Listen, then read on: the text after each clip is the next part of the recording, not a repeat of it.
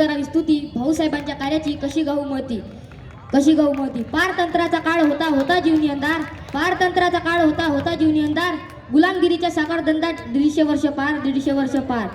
एक उगवला तारा आकाशी वाटे इंग्रजांना धाकधूक एक उगवला तारा आकाशी वाटे इंग्रजांना धाकधूक ओ कोण म्हणून काय विचारता आपले भाऊसाहेब देशमुख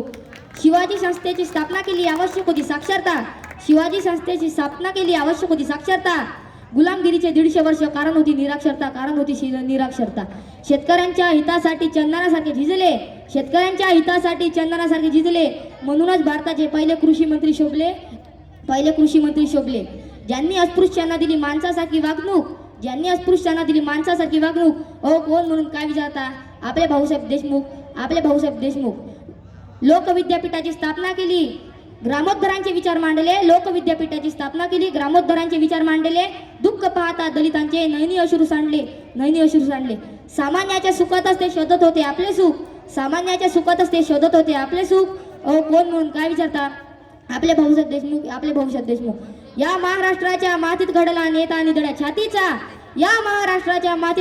आणि दड्या छातीचा तुमच्या स्मृतीस भाऊसाहेब प्रणाम शेष टिकेचा